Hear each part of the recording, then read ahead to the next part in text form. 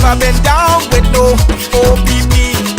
I talk about selling our people's property. Don't know who doing it, so don't round me out. Don't send no police round me and tell me shush my mouth. Where's our conviction? But where's our pride?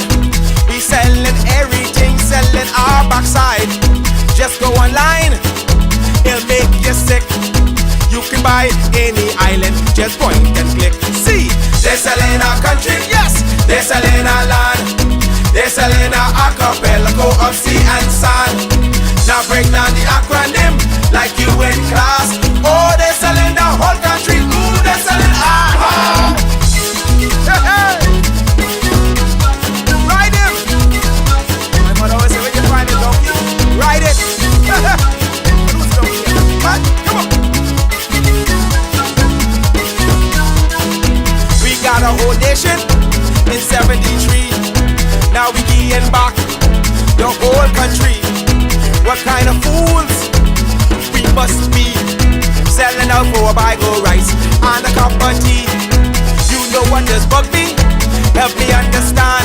I can't find piece of property for under 80 grand. But I can fix this, I know what to do. I can squat just like them other people try make me do. See, they're selling our country, yes, they're selling our land. They're selling our archipelago of sea and sand. Now break down the acronym like you in class. Oh, they're selling the whole country. Ooh, they're selling our they're selling our country. They're selling our land.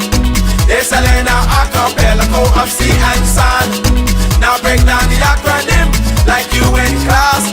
Oh, they're selling the whole country. Ooh, they're selling our I get everybody sell some every time. Giddy up, giddy up.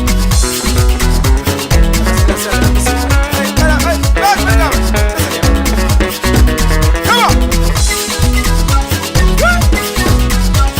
Oh, no.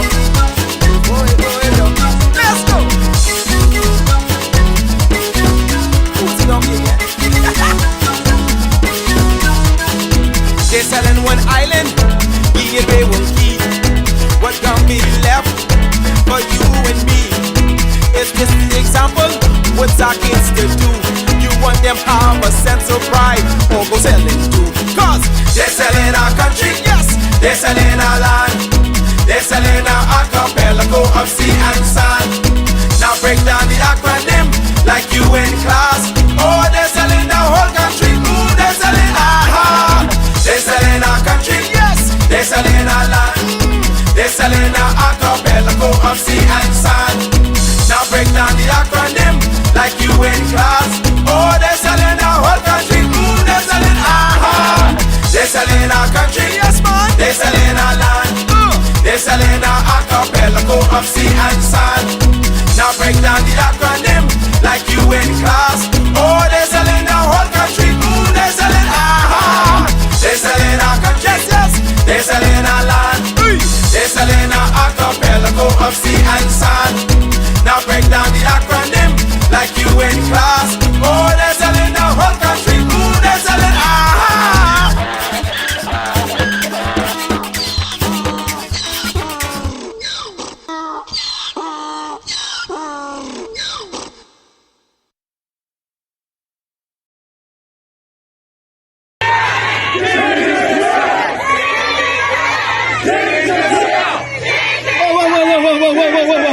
Whoa, girls, we out doing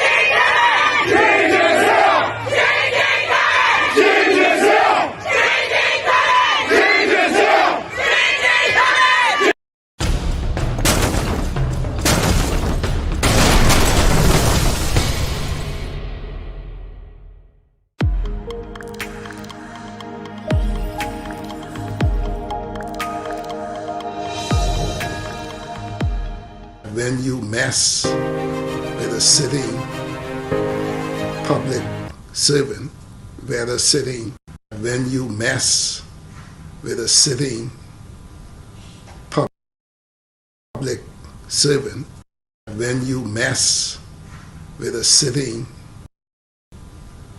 public servant, whether sitting or retired or any law enforcement officers. Once we bring that matter to court, we will move quickly to bring justice to the family. When you mess with a sitting public servant, whether sitting or retired, or any law enforcement officers, once we bring that matter to court, we will move quickly to bring justice to the family. 3 men are in custody following the homicide of former Tall Pines MP Don Saunders. The Free National Movement deputy chairman was shot and killed at a bar in Gambier Heights Wednesday night during an armed robbery. Commissioner of Police Clayton Fernando, during a press conference Tuesday morning, says one of the men pointed a gun at Saunders' face before he was shot. The 2 gunmen held the employees and the customers at bay. And one of the culprits approached Mr. Saunders and pushed a weapon in his face and demanded cash. It was at this time the weapon was right in his face. This is according to witnesses, that he brushed the hand that the culprit was holding the weapon. And it was at this time he was shot directly to the neck area. And he ran to the eastern side of that yard with a view of trying to get away, and that's when he collapsed. Employees and customers were robbed of cash and personal items, but it is still unclear whether anything was stolen from Saunders. Fernando says the witnesses and surrounding CCTV footage have been helpful in their investigation. Now, the detectives, continuing their probe, discovered other footage showing that this same vehicle was 2 corners away prior to the incident, parked in front of a resident, and somebody got into that vehicle.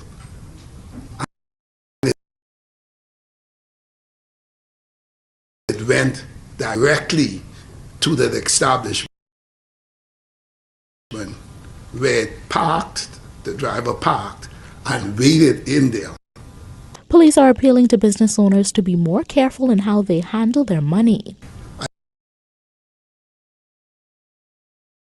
I also want to appeal to business owners to be careful when you are dealing with funds, with monies, in the presence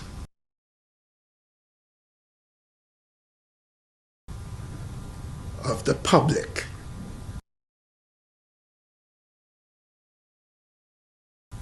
And even the exchange of monies with customers. It should be a secured area. Nobody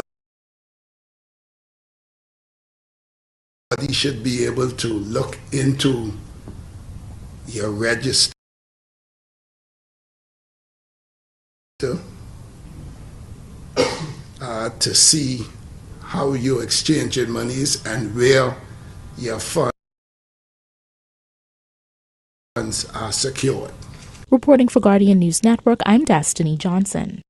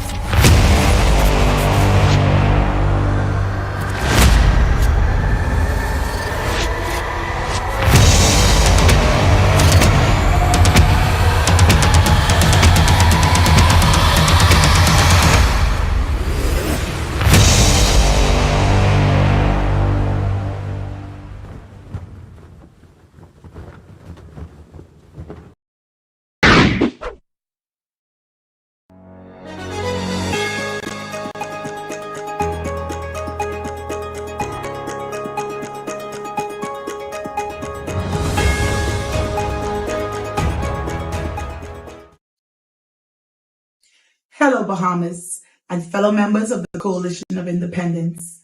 My name is Faith Presenti, Chairman of the Convention Committee for the Coalition of Independence. I am thrilled to announce that our party's first inaugural National Convention is scheduled to take place on April 13th, 2024, under the theme, Rise of the New Bahamas. That's right, our very first official national convention, where we will be gathering at the luxurious Courtyard Marriott for the day filled with empowerment, inspiration, and innovation. Prior to this event, registration and nominations will be held on April 6th, 8th, and 9th at our Pinewood office. This convention is not just any ordinary one. It's an opportunity for us to shape the future of our party and our beloved Bahamas. During the night session of the convention, we'll have electrifying performances by some of the finest Bahamian artists, thought-provoking presentations from visionary leaders, and even a chance to win a 2021 Chevy Equinox in our raffle. That's right, you heard me correctly. You can win a 2021 Chevy Equinox. This will be a historic event that you won't want to miss. So, are you ready to rise? Are you ready to shape the new Bahamas? It's a rallying cry for change, progress, and unity. So what are you waiting for? Mark your calendars, spread the word, be a part of history, and join us at our first inaugural National Convention of the Coalition of Independence on April 13, 2024. Together, we will rise to the new Bahamas.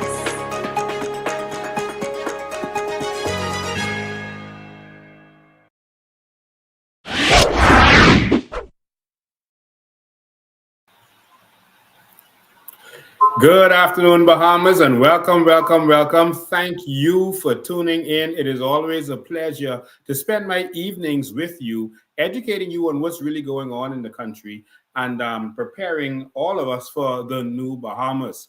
Of course, this platform has one purpose and one purpose only, so that we can share the good news of the new Bahamas, so that we can share and learn and educate, that we can open up ourselves to the Bahamian public so they can call in and ask us questions at any time. There may be some things that people don't believe or don't understand. And this is their chance that we give them every single week to call in or text in or however they want to express themselves and really speak to us about the new Bahamas and what's happening in our country at this present time in the old Bahamas. So thank you for joining us. I just got a couple announcements before I get to my topic of the day. Of course, I always open the lines and we always take your questions and comments on whatever is going on. But we really have to talk about Don Saunders and what's happening here. We really have to talk about this. And we have to have a serious conversation about this. Don Saunders was a good friend of mine, a very good friend of mine. And we have to talk about that. But in the meantime, as you heard the chairman of our convention committee say, it's time for us to go to convention. We started this journey in 2020 when we formed Bahamian Evolution. We formed Bahamian Evolution and because we wanted to educate the Bahamian people about what was going on. The first thing we started to research on was our natural resources. And we started to dig up some papers and dig up some things, and that led to us exposing this to the Bahamian people. And people started to say, well, what are we going to do about it? We just can't have this knowledge. And that expanded to us having protests to bring awareness to what was going on. And every time we protest with purpose. We didn't just come out there and speak in megaphones. We came out there with a purpose. We came and had a bill tabled in the House of Assembly. Many of you have just started following us, so you don't know a lot of our history. And so it's going to be our job to educate you about what's been going on. We filed for commissions of inquiry. We filed a complaint internationally for fraud against the companies that was stealing our aragonite. We did many things during that period of time. In the meantime, we were fighting against Dr. Minison and his evil lockdowns and the things that he was doing, and we saw where the government was pushing back. Instead of wanting to aid Bahamians, to empower Bahamians, they were pushing back against us, and so we couldn't take that. And so eventually, after they arrested me, we made a decision that we were going to go as independent candidates and we were going to go and take the government because we couldn't expect for them to do what is right. And now you see that we made the right decision because not only was the FNM fighting us at the time, but now the PLP is taking away the sovereign wealth fund, taking away our carbon credits, etc. And so we evolved. And so we evolved into a party 5 months after we formed. They called the snap election. We went into the election, and I think we did pretty well for a new party formed just a few months before. And after the election, we did something that no other opposition party had ever done. After the election, we kept going. In that same September, we were being invaded by illegal immigrants from Haiti. And we went down to Nago because the government started making excuses. We went down to Nago to expose it and make sure that they sent these people back. And so the government wasn't able to keep them like they were trying to do. And we kept fighting. We were fighting and fighting for the Bahamian people. We were exposing what is going on. And so today, after the election, we decided that we would form an official party. We decided to form an official party. We registered with the government officially. And now, all of these months later, we're getting started. And so it's time for us to get this in motion. And so here we are about to have our first inaugural convention where the Bahamian people are going to be able to hear from us, see who we are. We're going to form our army, our inner core. We invite all of you to be a part of that. We're going to form our inner core, and we're going to take it to them.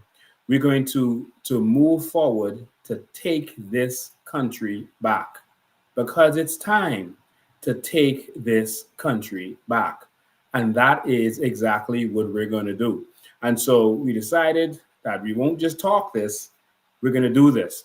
And so we're going to have our convention. It's going to be powerful. Nominations this weekend. So this Saturday is the nominations for all positions that are open. So all positions are open, and nominations are this Saturday at our headquarters. And persons will be able to nominate for the persons of their choice. They can nominate for their leader. They can nominate for the deputy leader, chairman, and all the other positions that are available. And that the delegates will be able to vote at our morning session, which is going to happen at the Marriott, as you heard. And so in the morning session, we are going to officially ratify our Constitution and launch this party and get ready to take this country back. The theme of this convention is Rise of the New Bahamas. That is the theme, because it's time for a new Bahamas to rise, because this old Bahamas has been and is failing us. And so it's time for a new Bahamas. We have had enough of the old Bahamas. That Bahamas isn't working for us. And so you are going to hear the vision of the new Bahamas. And so this is going to be something to see, something to experience. And so it's going to be performers.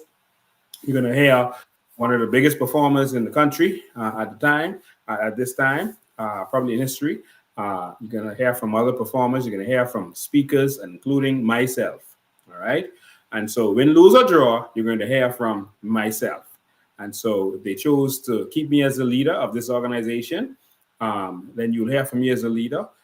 If they don't decide to keep me as a leader of this organization, then you will hear from me as one of the founders. All right. But it's time to get serious, unite, and take our country back. And so that's what we're going to do. You also have the opportunity to win. You can come and you'll be able to even buy tickets on that night, but you'll have the opportunity to come and win an amazing Chevy Equinox, a beautiful Chevy. Listen, when I tell you this car is beautiful, this car is beautiful. It's a beautiful Chevy Equinox. We spent over $30,000 on it, so I don't know what it's worth. That means because you can't sell it for what you buy it for. So I think the car is probably worth $40,000 or more. I don't know, in the Bahamas. And so this is tens of thousands of dollars. The tickets are only $10. You still have a chance to go to headquarters and buy your tickets. You can even go online, look for raffle, and you can buy your tickets online at this time. All right. You can also buy your tickets online. All right. You reserve your ticket and they will send your tickets to you. All right. But you can pay and do everything right online. And so please go and do that. And make sure you have a chance to be the winner. Let's see who's going to walk away with this. And so we invested heavily in this because we want to see one of our people walk away with this dealer certified. It came directly from the dealer. Dealer certified 2021 Chevy Equinox LT. Of course, no, that's the upgraded version. So looking forward to seeing one of you winning this beautiful, beautiful vehicle. Also, get your, I don't know why they put T-shirt on there, but that's a pullover. Get your convention shirts. Your convention shirts are $25. You can also go to our headquarters to reserve yours, or you can pay online. All right. So we're looking forward to all of this. All right. Like I said, it's a beautiful, beautiful vehicle, and looking forward to one of you winning this vehicle. So nominations are on Saturday. I think I should read the rules. Yes, I think I'll do that before I get into this. Let me just read the official announcement to you that was sent out by the committee. The date, April 2nd, 2024, the first inaugural National Convention of the Coalition of Independents. They are members of the Coalition of Independents. We are excited to announce that the Coalition of Independents will be hosting its inaugural National Convention on April 13th, 2024. This event marks a significant milestone in our journey towards a brighter future for the Bahamas. And we are thrilled to extend this invitation to all members of our esteemed party. The convention themed Rise of the New Bahamas promises to be an exhilarating and informative event for all those in attendance. Representatives from all over the nation will gather to take part in important decision-making process that will impact the direction of our party and ultimately the destiny of our beloved nation. The convention will be divided into two parts: registration and nomination, April 6th, 8th, and 9th. Registration and nomination activities will commence at the Coalition of Independents Pinewood office. Delegates who are up to date with their financial obligations will be guided through the registration nomination process. Digital assistance will be provided to delegates located on the Bahama Islands to ensure a seamless experience.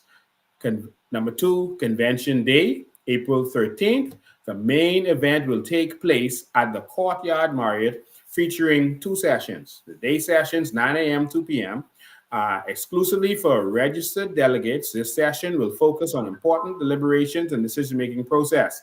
The night session, or the evening session, 6 p.m., 10:30 p.m., is open to all Bahamians. On this document, they put all members, but I want to correct that in case you saw this document. All Bahamians, everyone is invited, whether you're a member or you are a Bahamian. Everyone is invited to our evening session. This session will feature presentations by esteemed individuals who are at the forefront of innovation and progress.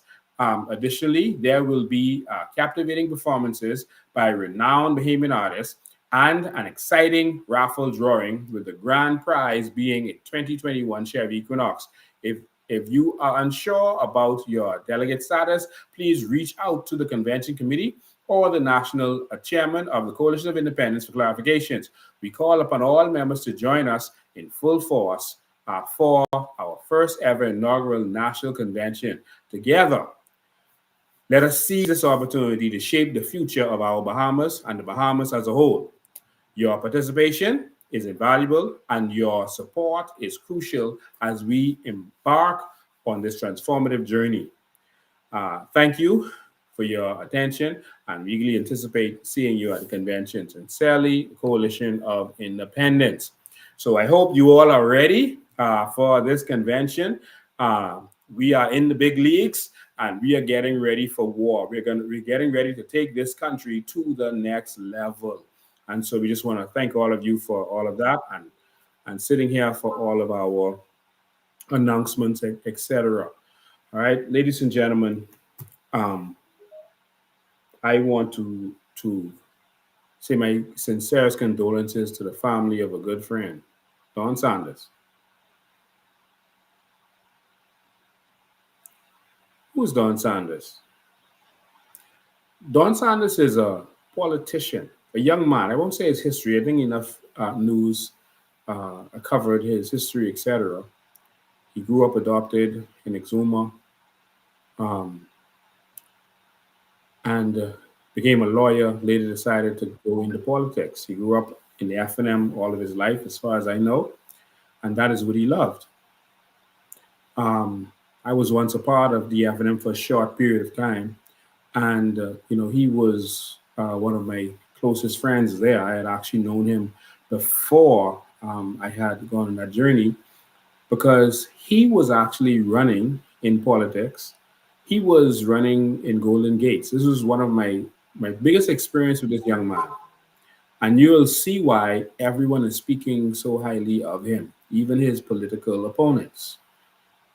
My first experience, not first, but one of my first experience with this young man was that he was running in Golden Gates against Shane Gibson, who was scandal-ridden, et cetera, at the time. And it was easy to just go after Shane because there was so much out there on Shane Gibson. And he had reached out to Utah Taylor, another talented young man who's now a pastor and who had done a TV show with me in the past. He'd reach out to Utah Taylor to do a song for him. And Utah called me to actually sing this song for Don Saunders. So I said, of course, I would do that for Don. That's no problem. And when the song was written, there was a line in the song. It said, "There's a new dawn in Golden Gates. All the stale wind has blown away." And then the next line was something about the shame has gone. All right. And it was a play on they were calling Shane Gibson, Shame Gibson at the time. And so in the song they wrote, "Shame has gone." And when Don heard the song, he loved the song. It was so catchy. There's a new dawn in Golden Gates. He loved the song. He said, "I love the song, but there's just one thing I got to change." He said, "I don't want anything negative in there." He said, "The stale wind," because that was a play on, remember, the PLP had said there's a fresh wind blowing. And so they put in the song, "There's a stale wind." Don Saunders say, no, we don't have to attack them in that way to win an election. No, just take that stale wind part out of it and take the shame part of it out because we don't need to attack our opponents. And I sat there and Utah sat there and we were like, "Are you sure you belong in politics?" He was like, "No, we can have politics with integrity." He was just a little bit older than me. I think he was a couple of years older than me. And so was Utah. They were the same age. I think they would have gone to school together in Exuma. And we were trying to convince him it's just a song. Just put your song out there and take your stance. I mean, these people, if they've been corrupt and they've done what, just say what you have to say. He's like, yeah, I prefer to stand on on integrity. I don't need to attack my opponents. And now that you hear everyone speaking about Don Sanders, you can clearly see that everyone is saying the same thing about him. Even if he's your political enemy, it doesn't matter. He did not get into the petty politics of things. He was the total opposite of, say, Fred Mitchell. Um, and he you could not get him to get involved in anything, scandalous, or to do anything wrong, or to disrespect anybody. That's the kind of person that gentleman was. And I can say that I I vividly uh, remember when I had said, you know what, I want to get into politics because I see the country needs change. I don't see anyone out there willing to fight for this change, and we'd made a decision to go into the FNM and try to do it through them. That was a mistake, but I guess I had to learn the lesson. Um, and I did that.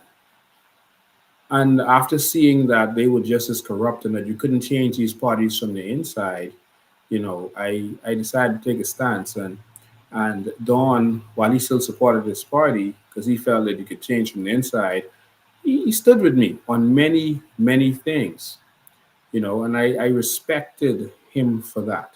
He would not be against me. I had a strange lawsuit that came out all of a sudden. Eventually, Don decided to become my lawyer. It was the strangest lawsuit in the world. I don't talk about it here, but everyone, talks about it.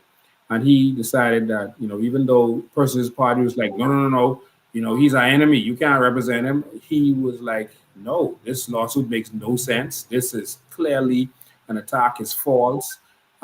It doesn't add up. And I'm going to stand with him. And Don decided to stand with me, even though he was getting pressure from inside his party. And I remember, at one point I said, you know what, this man is honest. I'm going to let him be my lawyer. I left large sums of money in his escrow account, and I can tell you, not one dime was touched. Not one dime. That was my experience.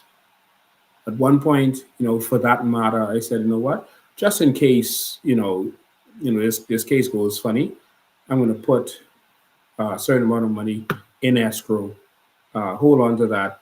So it's whatever it is. You take yours in the end and pay off what needs to be paid off. And I did that with him. And eventually, he came to me. He said, "Listen, just take the money back. There's no way you could lose this. It's impossible.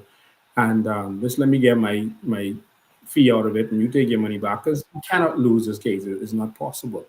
And every cent was there.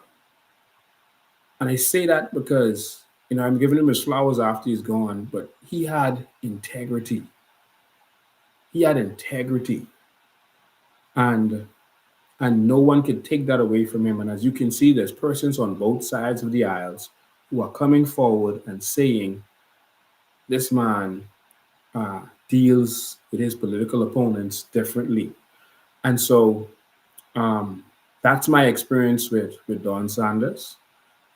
There's a lot more experience that I had with him. I'll leave that there for the sake of time because I want to get down to this investigation. Because I did my own investigation and I saw some things that isn't adding up to me. I'm going to get to that in a minute.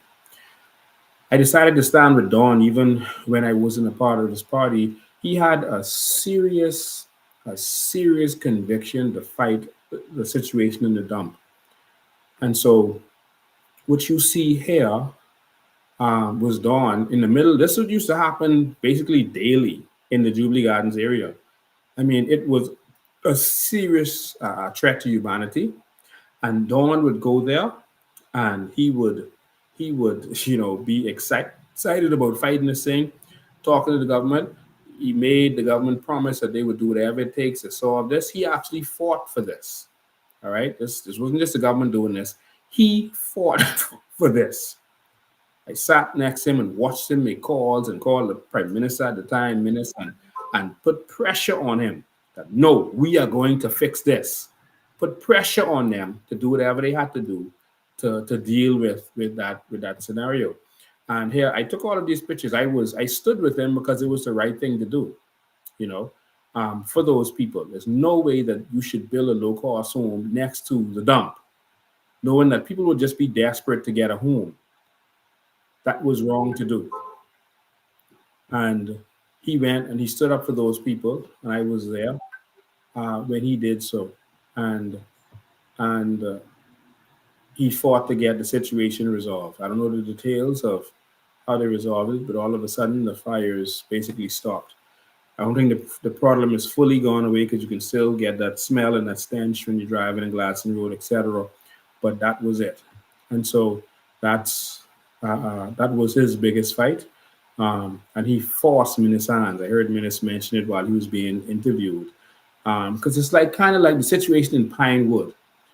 The situation in Pinewood where there's flooding, they put a low cost home project in a low lying area that they had dug down to below where it should be, and they knew it was going to flood. Didn't put any drains, and not one member of parliament for Pinewood, not one, fought for the people of Pinewood like Don Saunders fought to deal with that dumb situation. I went there and I watched people cry on his and my shoulder about the situation, how they close up the windows, but it makes it worse because now you're locked in there with all that smoke and that smell, and they have nowhere to go. And I watched him fight Minutes over that fight and make him focus on that. The problem in Pinewood is a $10 million problem to solve. They've said it over and over in House of Assembly. It's $10 million, but they will not help those people. Because if people feel you're going to vote for them or their friend party anyway, why should they do something for you? And that's really what the problem is. But he fought for them. And that's why I'm going to fight for those people in Pinewood. Unlike him, I actually experienced the flood and walked through the waters. And that's a serious fight for me. And I'm going to continue to do that. But back to Don. Don rubbed shoulders with a lot of his political enemies. This that you're seeing here was when Shanique Miller had been kicked off of ZNS. I gave her my building, my church building to do her show from for free so that she could keep going and have some dignity, even though she was victimized. And that's Don there talking to Shanique, Wayne Monroe next to him, political opponent, and that's Obi Roberts on the other side, political opponent. And I took this picture, and everyone who deals with him will tell you that he deals with people with a lot of respect.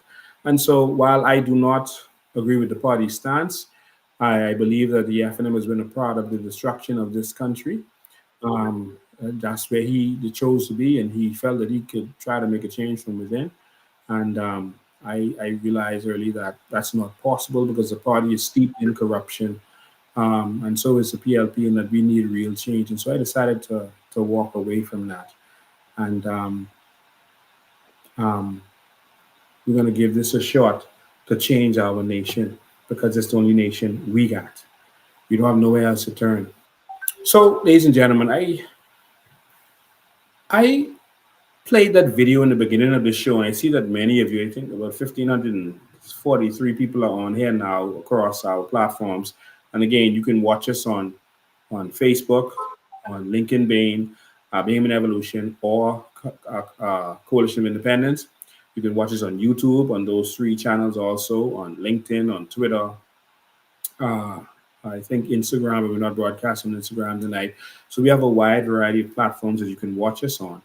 And so wherever you like doing it, a lot of people like watching from on YouTube, the different YouTube channels, especially Bahamian Evolution. Most people watch from the Bahamian Evolution YouTube channel. I'm surprised most people don't go to the Coalition of Independence YouTube channel, but that's how they watch it.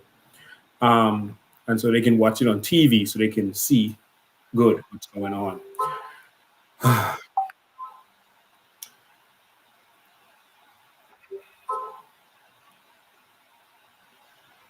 It's hard to see how we're losing so many of our young men, and people aren't seeing exactly what's going on. Every single year, we lose over 100 of our young men to murder. That's not the other things like car accidents, heart attacks, cancer, anything else. We're losing over 100 of our young men, our strong young men, every single year in this nation to murder. They're just being wiped out. And nothing is being done, and no one is taking this seriously. Another brilliant young man is gone. Another brilliant mind is gone. And while we're losing our young persons to murder, we're losing our young people to gentrification. Because in this nation, the biggest mistake you can make is to educate your child. Why? Because then they become overqualified because our country is underqualified. And so when you go and get education and come back here, they tell you you're overqualified. What does that mean? That means that your country is underqualified. Your country can't handle you because you're educated. What is that saying? So, on the one hand, we're losing our young people because they educate themselves. And on the other hand, we're losing our young people, our young men, to murder. And a lot of our young women are going away to get education, and then they're telling them they're overqualified. So our young women are leaving, and our young men are dying. Something is happening. And so our country is inadequate. And so the political pundits or trolls or whoever they are can say whatever they want to say. But if a young woman or man goes away and gets educated and come back and they're told that they are overqualified, what does that tell you? You don't need to understand anything else.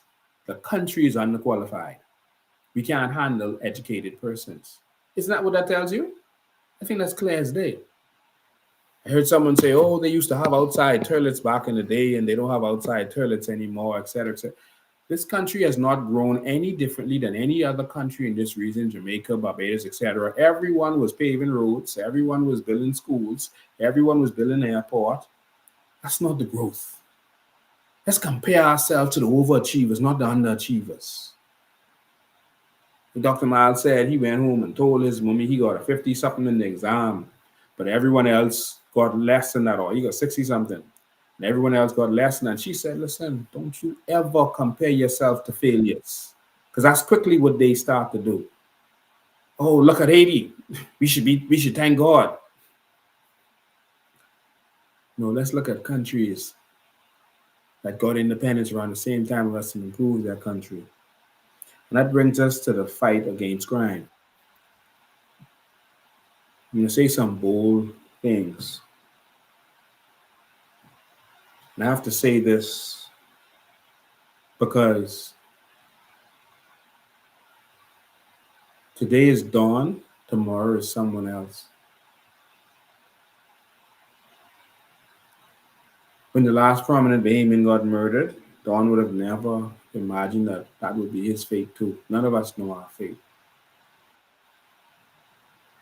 I chose to be fearless because I believe that God sent me to fight this fight, to bring relief and freedom to the Bahamian people, to empower the Bahamian people. I believe this is a God move, and that's why I'm fearless in this fight. I believe that they can't touch me unless God delivers me to them. And then even then, God will still win. That's my honest to God stance. And so this is why I fight. But I'm going to say some things tonight, and you could love it or not love it, but I'm going to say what I have to say.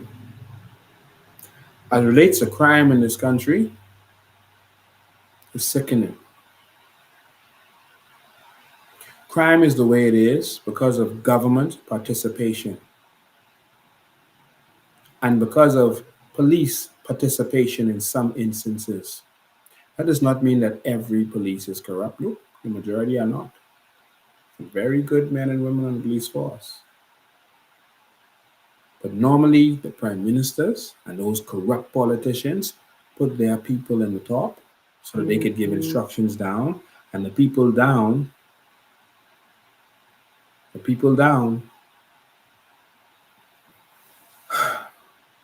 they feel they have to follow any instruction, and that's what happens.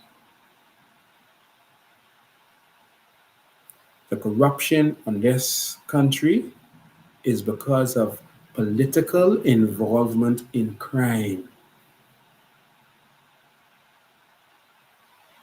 Let's have a real conversation.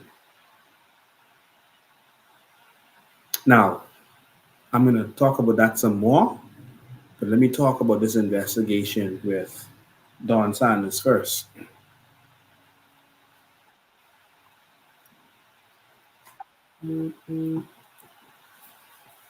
I was shocked when I got the call and I heard that something had happened to Don.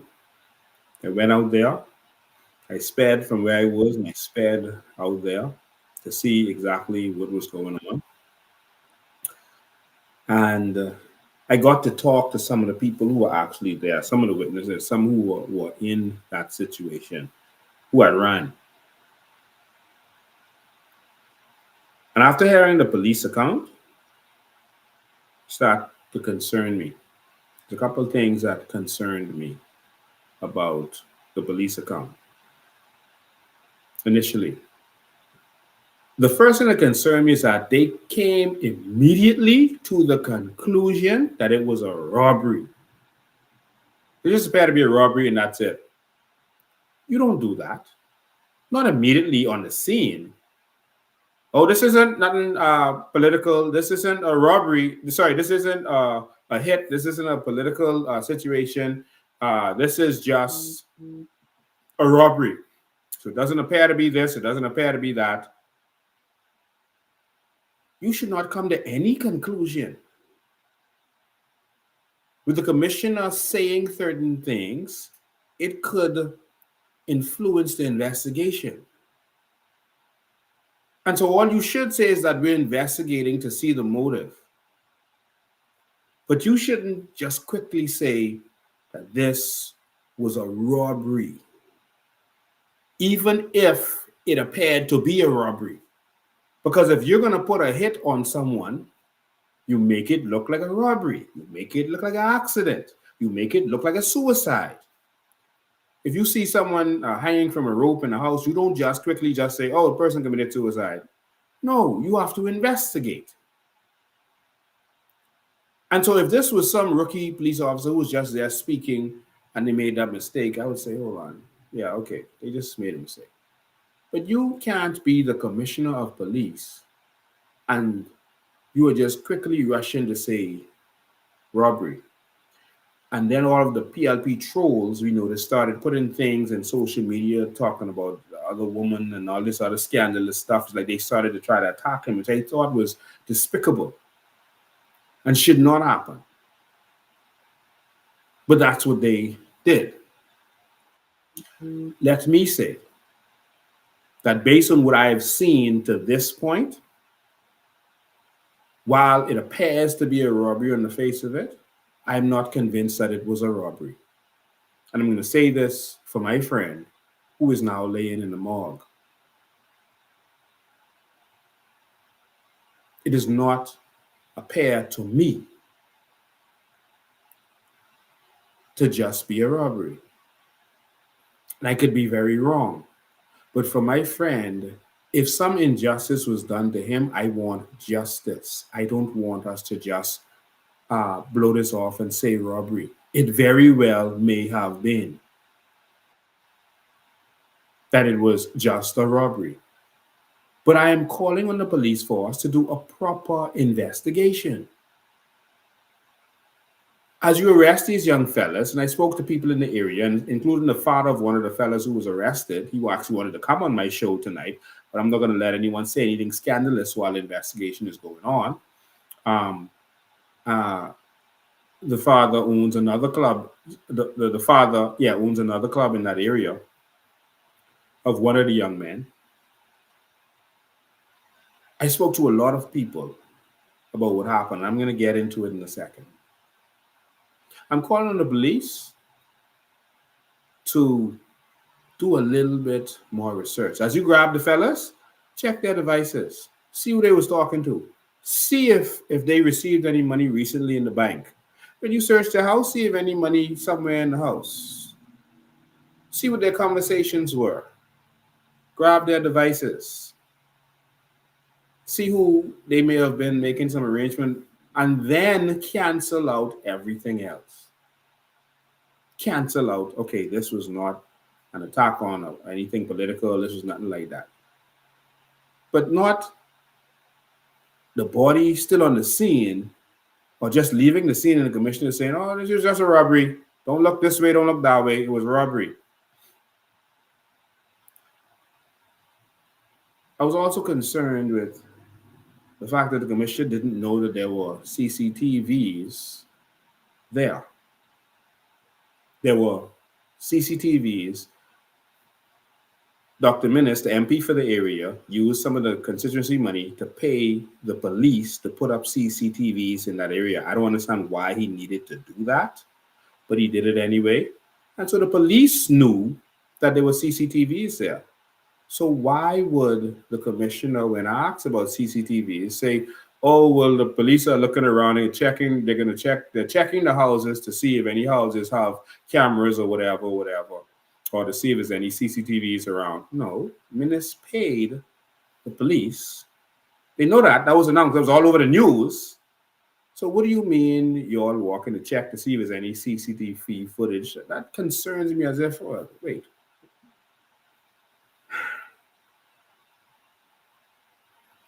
Let me let you watch these videos, and then let's add this up. Again, all I'm asking the police to do, don't just throw this away and say robbery. It could be. I'm not saying that it isn't. All I am saying is, no man, we have to do better investigation than that. Watch this video with the conversation they had with the police commissioner as he was talking. This is on the scene. I was standing right in front of him. This is the police commissioner. Good night to everybody. Sometime around 9:15 p.m. tonight, police responded to gunshots in this area. They responded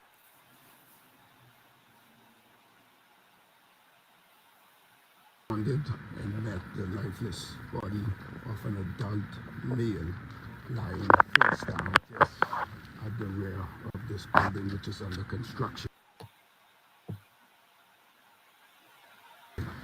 What we know is it's a club there. There were about 5 to 6 patrons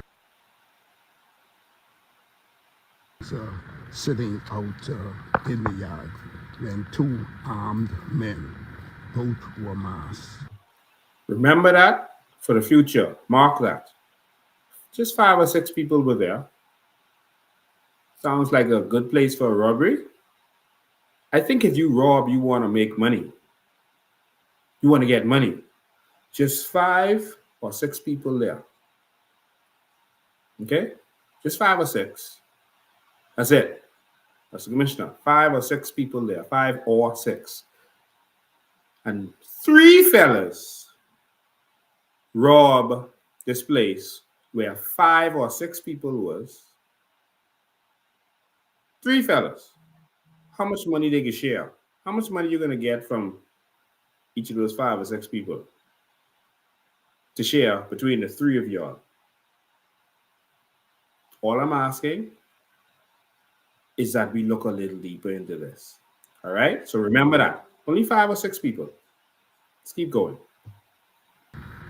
Held all of the patrons at bay and demanded cash. The patrons, they panicked and everybody ran in different directions. Shots were fired. After a short while, the patrons who ran to the front realized that one of the adult male was not seen, and when they came back, to check. They met the lifeless body of an adult male lying face down. I can't say at this time, but I don't wish to reveal the identity until next of kin, and that will be done as early as in the morning. I didn't understand that because the next of kin was standing in, well, the family members were there. I don't understand why he said that, and everyone had already known that it was Don Saunders. I'm not implying anything by that, but Don's father was right there. He was talking to Don's father at the scene. His other family members were there. So I don't understand. Pintard had said that his wife had spoken to Don's wife, and so I don't understand that statement right there, but maybe he was just a little confused at the time. But I just wanted to make a special note of that right there. Let's keep going. If someone said it was 2 masked men, yeah, but now they're saying it's 3. So it was changing.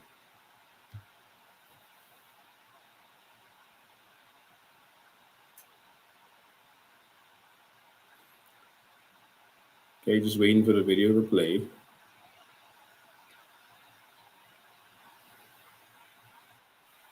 We want to send an appeal to members of the public in this area. This is a well-knitted area. Everybody knows each other, and we are appealing to members of the public who lives in this area to please, if you have any information, to please come forward to assist in trying to bring speedy closure. Time and time again, we've heard that crime is isolated. We've heard that, it's related to drugs, gang activity, that sort of thing. We've now seen where the criminal element has spilled over into the political sphere, as it's been alleged that this is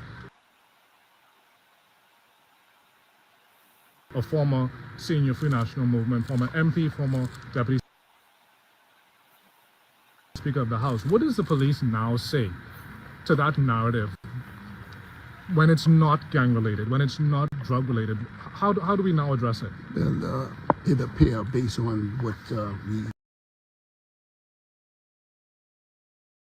know now, it appears though armed robbery may have been the motive. It don't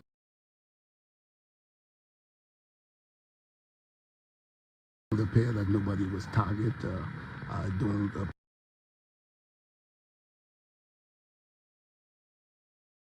appear that nothing political at this time, but it appears though armed robbery is the motive. Are we still maintaining that crime is down? Well, the stats is there to show, but we are concerned, very concerned. We see the uptick in the homicides, and we see armed robberies continue to happen, but we are out there in full force. We are arresting people, we are charging them.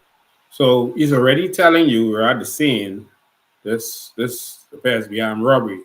Doesn't look like anyone was targeted or political or anything. He already came to the conclusion instead of just continuing to investigate. I don't think that should happen, and I'm praying that is not happening. Let's continue. I want you to see about the CCTVs. Individuals, we are taking weapons off the streets. So we are doing our part. We are just asking, and we continue to ask the public to partner with us to assist in making our communities safe. Is there any suspects in this matter at this point? Not at this time. That's why I'm appealing now. Nothing at this time. You have officers on the ground. They're doing some door-to-door, and this will continue into the night. CCTV in the area? Any technology to assist? We have officers walking the strip now to identify any CCTV cameras, any cameras on private homes to see if we can identify. Anybody else at the scene? He said that he have officers walking the strip to identify any CCTV cameras. Now, I attended their special communications room at the headquarters, where I could see that every CCTV they have on the computer screens, so they know where every CCTV is. They don't have to walk for that. So they should know that CCTV is there or not there. These ones were recently put there. These ones made the news, unlike the other ones, because Minis paid for it. And so for him to say that they're walking to identify if there's any CCTV cameras or whatever, that just sounded strange to me. It might just been a slip up. It was late, in the evening. And so it might have been a slip up, but that was curious. It almost makes it seem like y'all really looking for CCTV. That's how it seemed to me at the time. Um, and to say that they were, walking door to door to look, that is acceptable. But the CCTV part of it, you should know that there are CCTVs there. And so that was very strange. And I'm going to let you hear from Minis talking about it. So that's what the Commissioner of Police said. Let me let you hear from Minis after Being this. harmed in this incident? No, tonight? nobody else was injured at this Commissioner, time. how rare is this for this community? But very, very rare. This is a peaceful community. People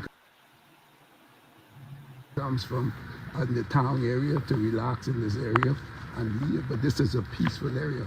The crime, if you check the stats for this area, it's really down. Yeah. Michael Pentard, the leader of the F&M, you have confirmed the identity of the victim here tonight as Don Saunders, the former MP, former Deputy Speaker of the House. This is certainly a very shocking development. Just for reference, there was another gentleman who was murdered in that area. He had another family member who was also murdered, but another gentleman was also murdered in that area recently, and that's also the area where Brian McCartney's brother was murdered. Just for clarification. What are you feeling now, and what is going through your mind, and no doubt that of your colleagues here tonight? Thoughts and prayers are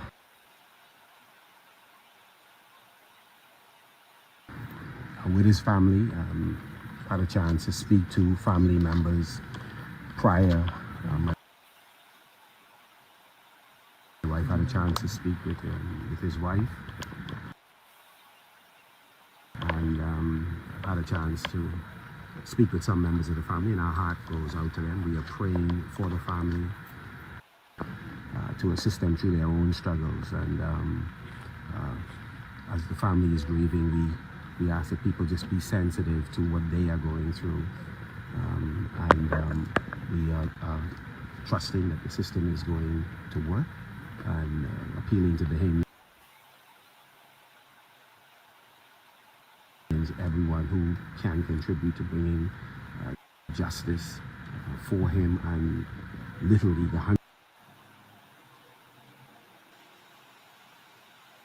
of Bahamians who've lost their lives and whose matters have not yet been resolved. Our thoughts and prayers with their families as well. Dr. Minis, I'm sure you have some thoughts on what transpired here tonight with Don Saunders. Yes, this is a sad moment. My prayers and thoughts go out to the family. So I just allowed this to play so that you could hear him talk about the CCTVs. I'm certain that the police will do all they can to bring resolution to this and find out who may have been involved or who's responsible. The event has occurred in my constituency. We have just commenced introducing CCTVs within our constituency, the entire Kalani area. This area, fortunately, has been covered with CCTV. This area in Tropical, and it's spreading throughout the communities. Has been. So there are camera systems within the Gambia and Tropical community. So hopefully, as the Commissioner had pointed out, that they are reviewing all the cameras and all technology, hopefully the camera system would be able to resolve and bring resolution to this matter. And I identify the culprits who may have been responsible. And so the commissioner said that the police were going to go look around to identify CCTV, basically to see if any was there. Minis basically said the CCTVs were there. He had paid for those CCTVs to be there. It seemed like the commissioner was a little lost on that night. Maybe it could be the shock of what's going on. I'm not going to come to any conclusion as it relates to that, but it just seemed to be kind of off. He was worried about the next of kin being notified, and Bentard was saying his wife even talked to Don Saunders' wife, etc. And they just come to this quick conclusion that there was not, no one was targeted, and it wasn't political, etc., etc. So they came to that conclusion very quickly. That concerns me. So we're going to watch another video, and then we can talk about this. And you're going to see how things have changed. All right. I want you to notice some things in this video. And then we're going to talk about this. When you mess with a sitting public servant, whether sitting or retired, or any law enforcement officers, once we bring that matter to court, we will move quickly to bring justice to the family. I don't know. I'm disturbed at that statement, and this is what's wrong with our nation. It's like we don't pay attention to anything until it affects someone that we feel is in the upper class, an esteemed person, someone that they feel is important in society. Every single mother's child who died is a life that was important to God. So if you touch someone who is somebody, that's a problem. And you're going to bring swift justice. Why would you say that? I'm just going to have to say some real things tonight, because we need a Bahamas that's for Bahamians is going to put Bahamians first. If a tourist dies, that's a tragedy. If someone who is somebody dies, it's a tragedy. Oh, we're going to fight crime and we're going to... Let's hear that again. When you mess with a sitting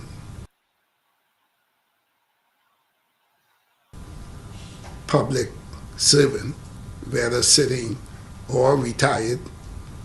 When you mess with a sitting public servant, and I think he caught himself because he was retired and said, whether public or retired.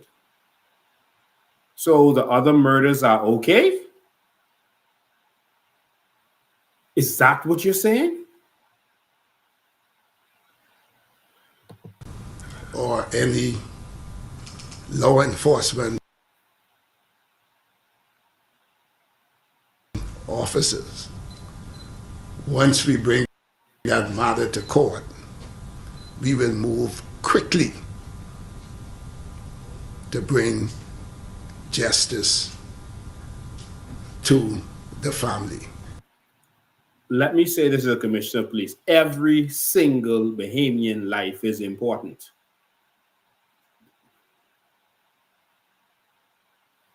All Bahamians' lives matter.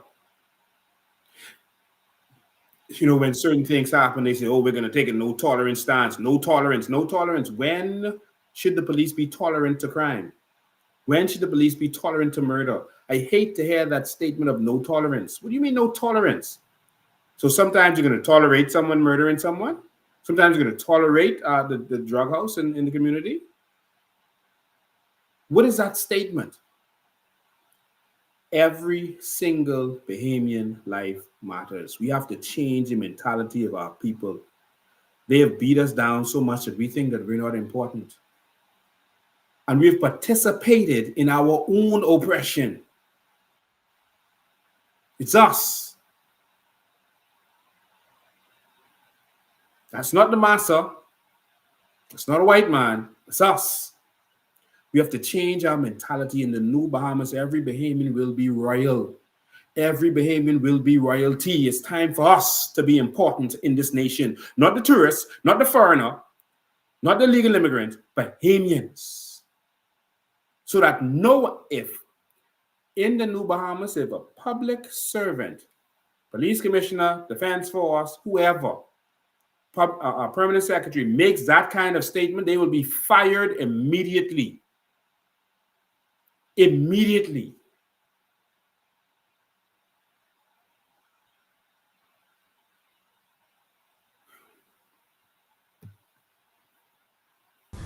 Three men are in custody following the homicide of former Tall Pines MP Donald Saunders. The Free National Movement deputy chairman was shot and killed at a bar in Gambier Heights Wednesday night during an armed robbery. Commissioner of Police Clayton Fernando, during a press conference Tuesday morning, says one of the men pointed a gun at Saunders' face before he was shot. The two gunmen held the employees and the customers at bay.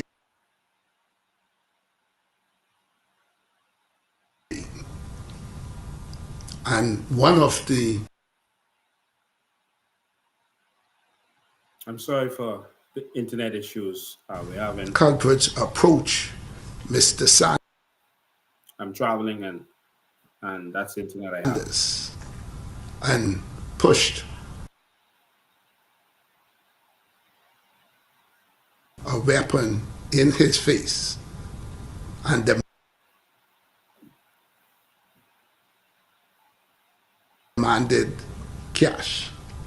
It was at this time the weapon was right in his face. This is according to witnesses, that he brushed the hand that the culprit was holding the weapon, and it was at this time he was shot directly to the neck area.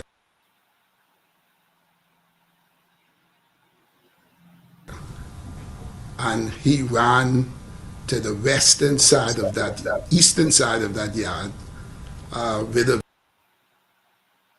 view. I'll get to the rest of that, because he didn't run to the eastern side, he went to the southern side. But the eastern side of that yard is the front of the yard, which is the road. But in any event, I can't say what happened, but I'm going to say what persons who were there told me. They said that there were 3 shots fired. They may have mean shots were fired 3 times, but they said there were 3 shots fired. Because even the guy on the news, when he said it, he said when they fired out of 2, but then he said it was ba ba ba ba ba ba ba ba. He exclaimed it was 1, 2. But in any event, I was told that they came, stuck, held everyone. They shot a shot into the air.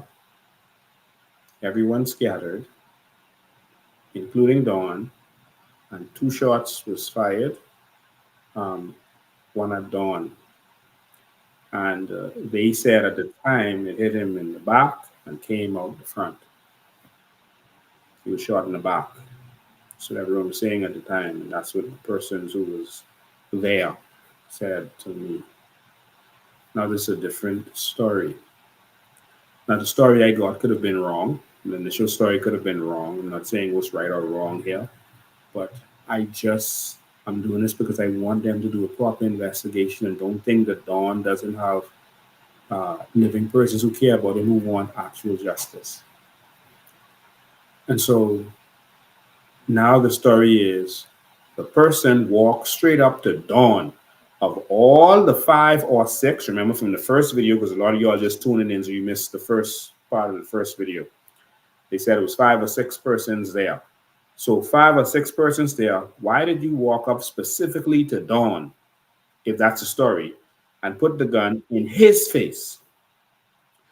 Everyone who knows Dawn knows that Dawn is one of the least confrontational people you will ever meet. I'm not saying it didn't happen, but for you to tell me that a gun is in Dawn's face, he's a very wise man. And to say that he brushed the gun out of his face. I'm not saying it didn't happen, but that isn't Don. That isn't him. And so if that happened, that would have been the first time something like that happened. And for uh, three gunmen, because first they said it was two in the first video, I think, and now they're saying it's three. For three gunmen to come there and this the time Don wants to fight. I don't understand that. All right, I don't understand that. But why did you go and point the gun directly at Don and nobody else? I know the names of the other persons who were there who ran. I won't call their names. But you walk up to one of the quietest person, everyone been talking about him, one of the quietest persons, someone who's non-confrontational, don't even fight his enemies, and you put a gun in his face and nobody else? No one? Not the bar owner, who would be the one to have money? You ain't going to stick up the bar owner. You came and put the gun in Dawn's face? And maybe this did happen, but that's what you do? Let's hear the rest of this. So Dawn was targeted at the bar. One, only him get shoot, no one else get shoot. So not like they open fire brrr, and shoot, and a couple people get shoot or shoot at a bunch of people. Only Dawn was shot. And he is saying, although this is a different story than what I initially heard, the commissioner of police is saying they went and put the gun straight in Dawn's face. All the people who there, 6 people, they put the gun in Dawn's face. Bust one in the air. That sounded like he wanted people to scatter. And then all of a sudden, Dawn gets shoot. Because remember the story he said, everyone run, and they realized Dawn wasn't there. So obviously, that shot in the air was to scatter everybody, for them to do what they had to do. Probably. All of this is assumptions. And they realized Dawn was there. When they came back, Dawn was on the ground, dead. Could have been targeted. But the police have already stated they don't think no one was targeted, and they don't think it was political or anything else. But of all the people, only one man? Let's keep listening, and then you'll hear something else as you listen to this. View of trying to get away, and that's when he collapsed. Employees and customers were robbed of cash and personal items, but it is still unclear whether anything was stolen from Saunders. Fernandez says the witnesses and surrounding CCTV footage have been helpful in their investigation.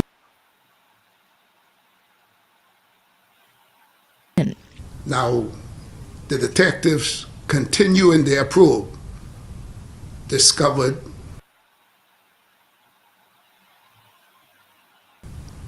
other footage showing that this same vehicle was 2 corners away prior to the incident,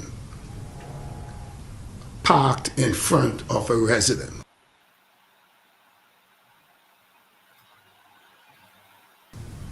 And somebody got into that vehicle, and it went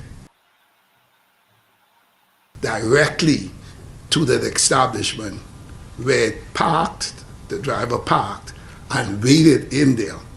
Police are appealing to business. Hold on, wait. The car was parked 2 corners away, waiting.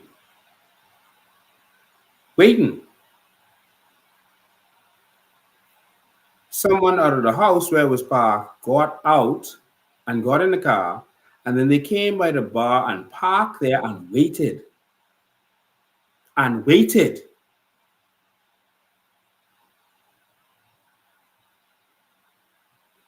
Dawn, according to the witnesses, had just arrived when the gunmen came. So obviously they were waiting for Dawn. Mr. Commissioner,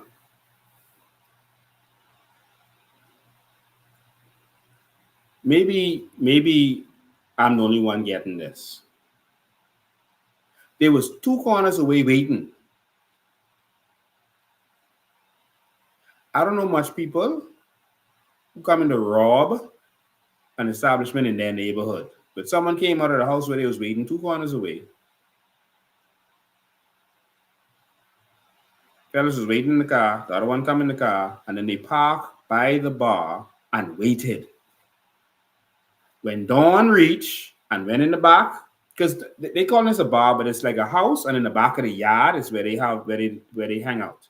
So it's a bar, but it's really in the back of a yard. You walk on the side of the house and go in the back of the yard, right? And it's under the tree. Everyone hangs out under the tree, so it's out in the open, right?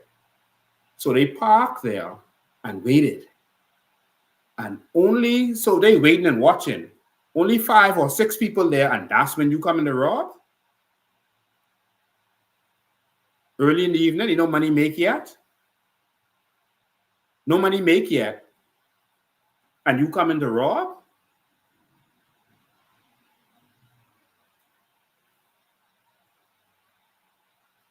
Let me say this again. The commissioner said the car was parked 2 corners away. He was waiting. Someone came out the house, came in the car, and they parked. They might have gotten a call. Don't come in. All of this is assumptions, remember? Then they get in the car and park and wait. Dawn came, went in the back of the yard, and they came, and the commissioner says they put the gun directly in his face. The other witnesses says they came, stuck them up. They might have robbed them for true, because of course you got to make it look like a robbery. But they shoot a shot in the air. Everyone is scattered. And only Don get killed. I have a problem with coming to the conclusion that he was not targeted. Now, I can't say why he would have been targeted, who would have targeted him, etc., etc. But I am concerned and suspicious that they came to the conclusion so close, so soon, that no one was targeted when they was parked up waiting. Only 5 or 6 people there. That don't sound like a good robbery opportunity to me. Does that sound like a good robbery opportunity to any of you?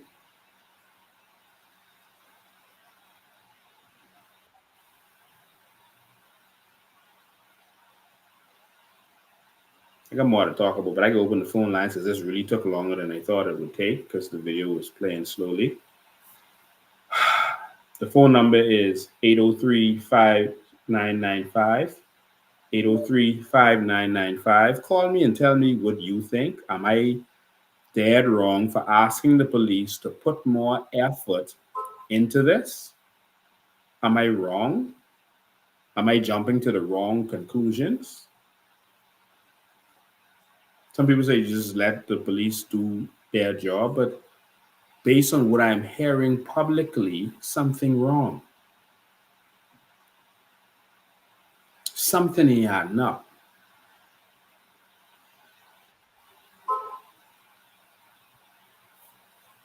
Sometimes the truth coming out one way or another. There are a lot of cases where the truth never come out. There are a lot of unsolved murders. A lot of them. There are a lot of Bahamians who are going missing right now. We don't know where they are, and no one is paying attention to the amount of Bahamians going missing. There's a lot going on. Call me. Someone call. Talk to me. Let me hear your voice. 803-5995. You can call me regular line or WhatsApp call. All right, regular line or WhatsApp call. I don't think this one's silent. Call me. Someone call. Talk to me. Yeah. So let me make sure my volume is up. 803-5995 is the number. Call me and let me know what you think. You know, our country is on the verge of collapse, and our country lacks leadership. It lacks leadership. The commissioner, showed remorse. He's disgusted that so many police officers are involved in crimes.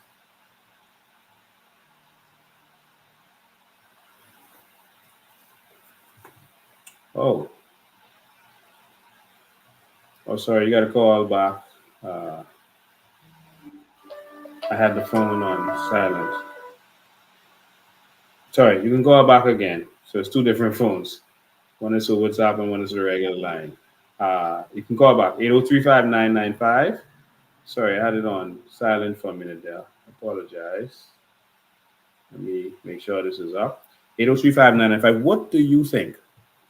This country is on a downward spiral as it relates to crime, and it's like they've thrown their hand up in the air and they're just blaming families, they're blaming parents, they're blaming everyone else. They're not putting anything in place. They would come when someone prominent dies, they would have all this big talk and this big speech. And if you touch anyone prominent, we're going to throw the full weight of the law at you. I guess only prominent people important. And then they do nothing. And then they do nothing. And I have a serious problem with that. Sorry, what's going on here? We having some issues with the phone. If you can't get me on a regular line, call me on WhatsApp. WhatsApp, call me. 803-5995 is the number. We got the volume up now. 803-5995 is the number. Okay, here we go. Good evening, you're live. Good evening, my leader. How are you doing? I am good but disturbed. How you doing? Yes. I'm calling in regards to Don Saunders murder. From the very moment that I heard that learned of his death, I knew it came to me that it was a setup, and it made it look like it was a robbery. But their intended target was Don Saunders. Why do you come to that conclusion? He was murdered.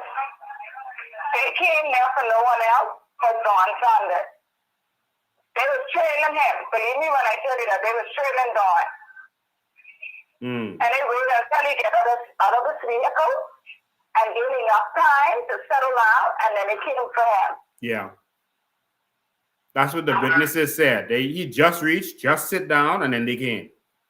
Yes, so they gave me enough time to settle out, to make it look like it was a robbery. But in all truthfulness, guess what? They came for him. It's a contract killing. I don't say no more, but I know I say enough. But he was murdered.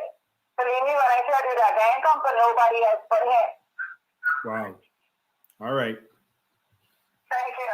All right. Thank you for your call. So that's someone who believes that he was targeted. It was a hit, despite what the commissioner of police said instantly, immediately. That concerns me, that he came to the conclusion so fast that no one was targeted. That bothers me, that he came to that conclusion so fast. That's disturbing.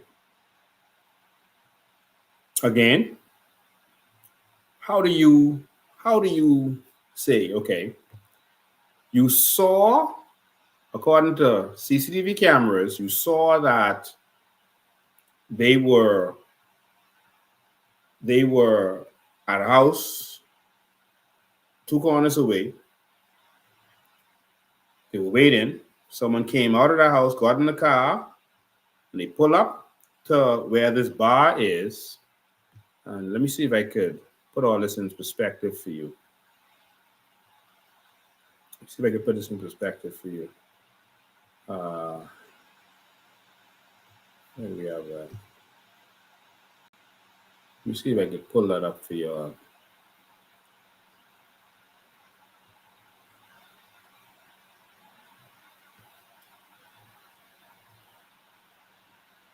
Okay, I think this is where it is.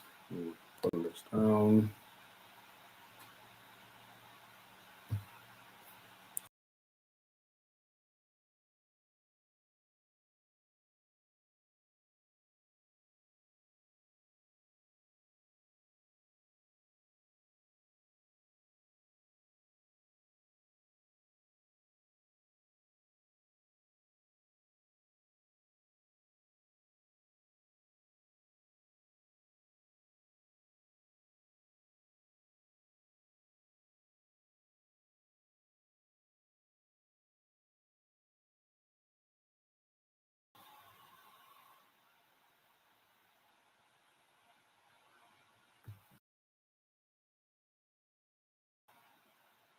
Okay, I don't know what happened just now, but everything just went berserk.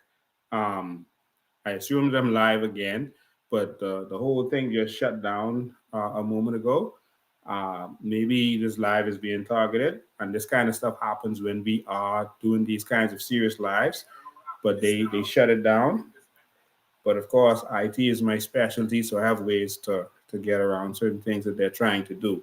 But they literally knocked me out just now. I don't know how they did it, but I just changed my. I did certain things so I could get back up. Um, okay, let me see if I could get to share this with you so you could get the right perspective.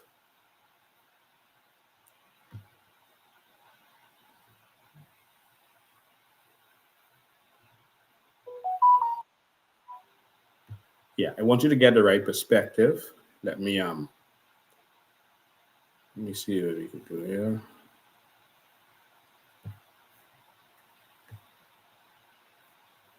Okay. Let me pull this the area up so you can see this. Um, let me take this phone call while I'm doing that. And you can call us on the regular line, or you can call on WhatsApp. Yes, go ahead. Again, I just want to answer this. If Don would have went home, direct straight home, they would have still never came in any event. He couldn't have done it. Yeah. Whether he go home or to the establishment, he would have ended up being murdered that same night. He couldn't have stayed there. Yeah. But I just pray that his soul is resting. Yeah. Thank you. Let me pull this up and share this for you. Okay. Here is this Google Earth. And here's the area where it took place. So this is in the area of Gambia. You pull it out so that you can see it good. Let me expand this. All right, so this is Gambia. Put it in the middle. So this is the area of Gambia. So you can see that's West Bay Street out here, and this is the area. So I believe this is the area where it took place, this area around here. So I believe that this is the unfinished building that the commissioner was talking about. This building right here, and this the house where the bar is. All right. So the bar is behind in the back of the yard where these trees are. It's in the back of the yard. All right. So I believe that this is where it is. And so everything took place in the back here. So apparently the cars came, waited, I guess, somewhere around here. When dawn came and went in, because you walk on the side of the house right here, you can walk on the side house and then you go in the back of the yard.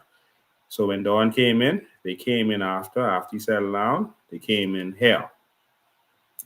And everybody ran. Some people ran, I guess, this way, but Dawn tried to run this way, and he fell right here between the two buildings right here. So the commissioner had said on the side of the building, but this is the southern side of the building. This is south. The eastern side would be in the front of the yard. It's the front of the house. And so he came and fell right here. All right. And so there's a sign that says CCTV right here. There's a sign. So the commissioner was standing right here doing that interview in front almost of the sign. All right.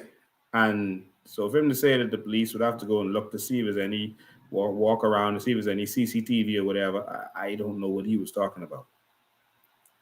And so this is where this thing went down. All right. So this is a house. And so you go on the side, and in the back of the yard is where they hang out. There were 5 or 6 people there. This ain't no place to rob. So this ain't like in a storefront or anything like that, that kind of bar, etc., where they got a POS system and all that stuff. No. This in the back of one yard, under a tree. So you go right under these trees, and that's where they hang out. So that's where this took place. All right. So I am perturbed and disturbed. And all I'm saying, all this is to say I'm not saying this to convince anyone one way or another about this case. I'm saying this to say that the Commissioner of Police needs to do a proper investigation. Maybe you did arrest the right young man, but we need to know who they were working for. Who were they working for? Who sent them? Because the story was, I stuck everybody up, and we can't even say if Don was robbed. What do you mean you can't say if Don was robbed or not? That's what they said at the end of that other video. And my videos have disappeared, by the way. I don't know if they hacked my system. That the video I was playing, it's gone. Everything just went away. In any event, at the end of that video, they said that they couldn't tell if he was robbed or not. Like, seriously? You can't tell if his wallet is gone, if he had anything on him. You can't tell?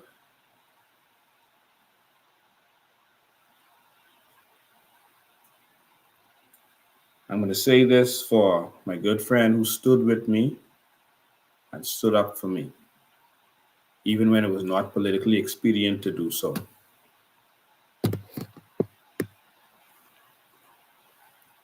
I do not believe that it was a robbery.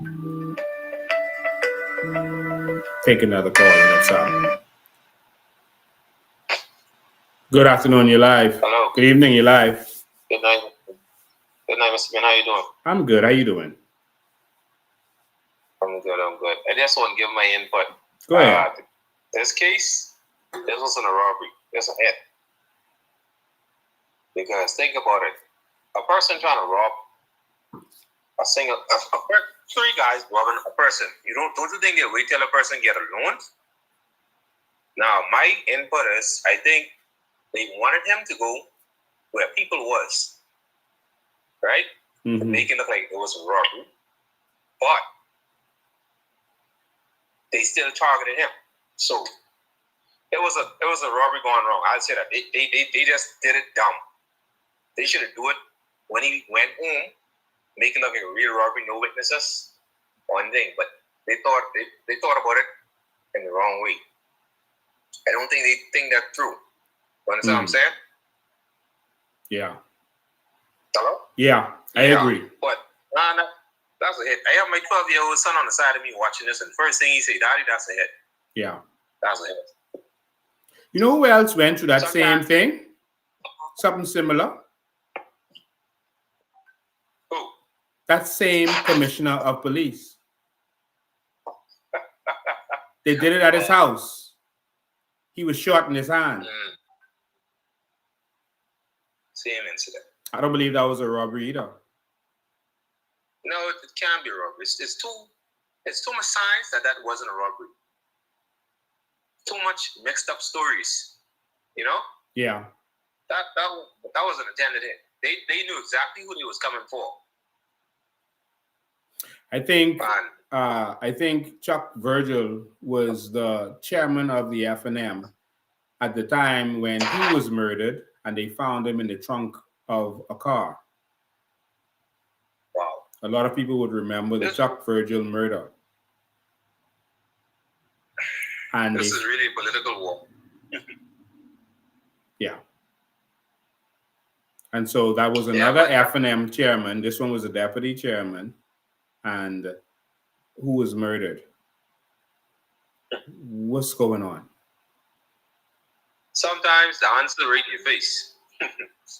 We will never know what happened with Chuck Virgil, what really happened. And now look like that is going to repeat itself because, they just picked up. Being covered. Yeah. People called me from Gambia when they started to make arrests. They said they're just picking up young people. They said they just pick up 3 fellas and they taking them in. And I said, no. Maybe they saw them on the camera or whatever. And they didn't agree. And the father of one of them wanted to come on my show tonight. He said, no, they just came to the house, grab him and lock him up. But you know what is a sad thing? This is something I thought about. The 3 guys they picked up, they would try to use them as cover up and say, oh, they think they did it, put them in jail for a month or 2, let them come out on bail. So they came out for murder. You know, they are out on bail for murder. Kill them off, and that kid's gone. Mm. You see that? Yeah. Then everybody will be like, oh, they got the guys who did that murder, and then that's it. Which it might be even that. Yeah. But that's my 5 cents, you know? Yeah. I don't know. Thanks for your call, man. Okay. Yeah. All right. So, ladies and gentlemen, the reason we have so much crime in this country, and again, it's 803-5995, it's the numbers on the screen, is because politicians are involved. We had a fight in the cabinet office between Code Smith and Kenyatta Gibson. It was over a known drug dealer that they called the Limey, Tyrone Fowler. Tyrone Fowler, it was the PLP, but Kenyatta was trying to fire him because they put him in the what do you call it? The gaming board, and they believe he was plotting a robbery of the gaming board, of the casino, sorry.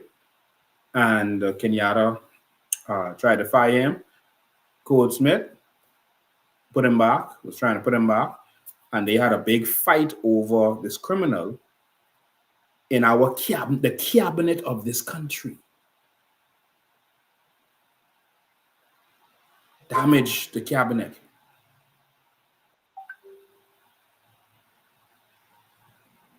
This criminal wrote a book.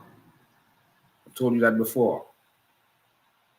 He wrote a book about all of the corruption because he believed he was set up by the PLP to get locked up in the US because he knew too much. And he went over there and was locked up, did his time and came out. And he wrote a book. He was angry at the Progressive Liberal Party. And he wrote a book and put a lot of things in that book. Basically, that he was doing certain things on behalf of politicians. That he was arrested for having a false passport, but it's the politicians, the PLP politicians who gave him the passport. And he wrote a book and put a lot of this stuff in the book. And then he approached me and a couple other people. There was a white gentleman, I don't remember his name. He used to do a column in the papers. I'm sorry, I don't remember his name. He had an office off of Shirley Street, around High Vista and around those areas. He had an office there. And T-Ron wanted his book to be edited, and it showed all of the dirt, how they use the criminals, and then after they use you, they either cause you get locked up, like die stubs them, 90, etc. They use you, cause you get locked up, or cause you to get killed because you know too much. They finish using you, they use someone else. He put, a lot of stuff like this in his book, and he wanted that gentleman to edit it, and he came. The gentleman took the book. I don't know if it's a full book or a portion of the book. I think he gave him a portion of it. And I told him, if you gave that fella that book, you in problems. And I'll finish telling you this. Let me just take the call. Good evening, you're live. Hey. How you doing? Good night. All is well? Yes. Everybody listening to me under the sound of my voice. Let me tell you something, yeah? You see this Mr. Lincoln band? He don't be selling no dream, Bro used to be on target, Me and Tion used to wait to get in the hotel. I'm not going to call out their name. Wow. Very corrupt young man. Mm-hmm. Mr. Band used to be, I don't care what they say, but you, brother. I sit in my chair right now that's listening to you. Wait, and you crossing so much T's and dotting so much I's, brother. Used to be on target, brother. I know Tion. Very corrupt. Untouchable when he's even in the hotel. Yeah. Have a nice night, brother. All right. Good night. Yeah, that T-Ron Fowler is the one who, remember when there was the punch? The punch would say that there was a particular fella from the gaming board who would be in Perry Christie's house and would answer Perry Christie's door.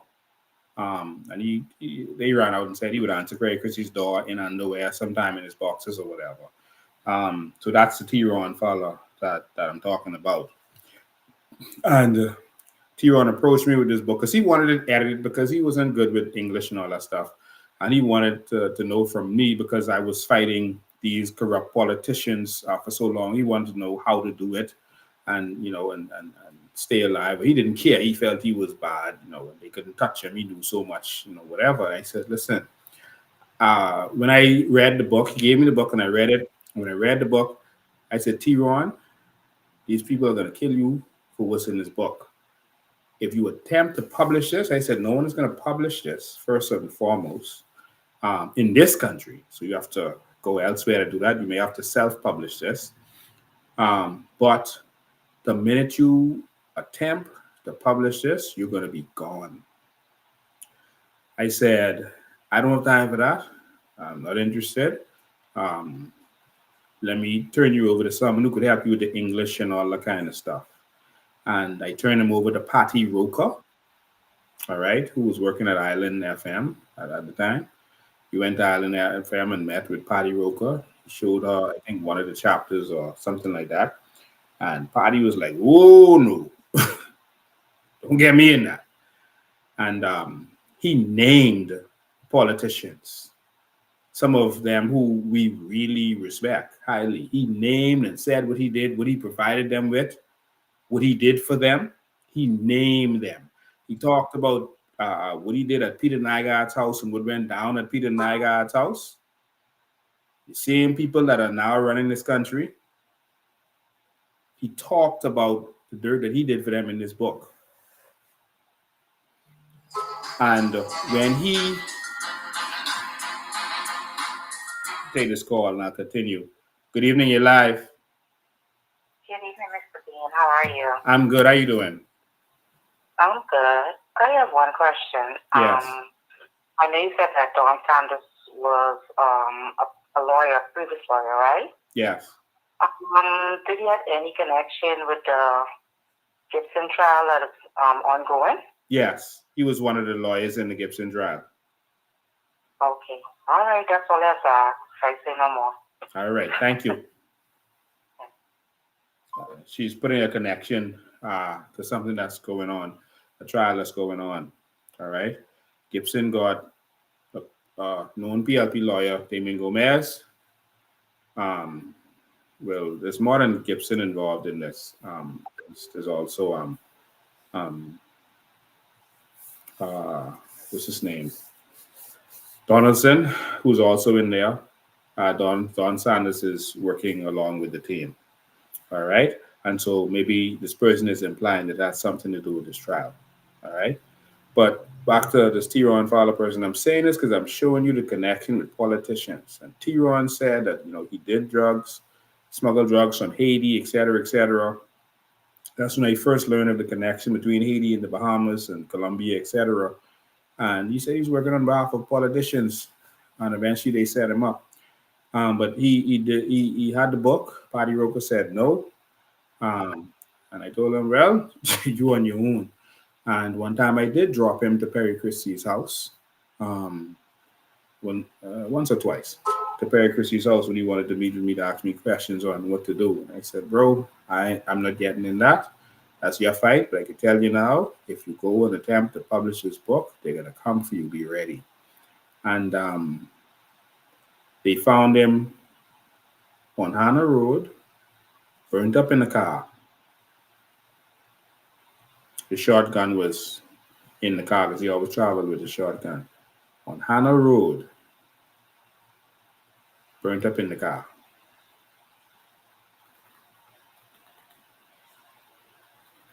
All right? Shot and burnt up. So he left a lot of breadcrumbs behind to show that he was working with the politicians. In our country, the politicians work with the criminals on the street. Before election, I told everybody, I said, if this government that was opposition at the time get in power, I said, I have a problem with the deals that they're making with these criminals. I did a whole live and people didn't take me seriously. Oh, how you could say this, how you could say this. And everything I say always turns out to be the truth because I'm not going to say anything that I can't prove or that is not the truth. Anything.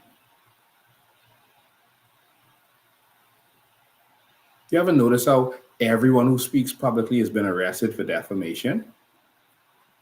Everyone. You name it, everyone. Arrested, sued, whatever. Even the newspapers have been sued for defamation. All of them. Punch, Tribune, Guardian, I think. You ever see them arrest me or sue me for defamation?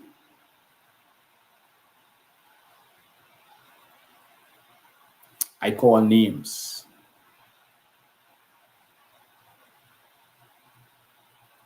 But I always speak the truth. Bahamas, our crime problem is because of the politicians. I wish I had more time in this live to talk about that, but we have to explore this because it's the only way we can free our country.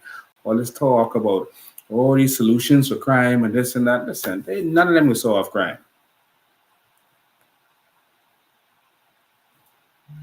Let me just be real. I said I have to say some things that's real. Let me answer this call because I got 5 minutes left.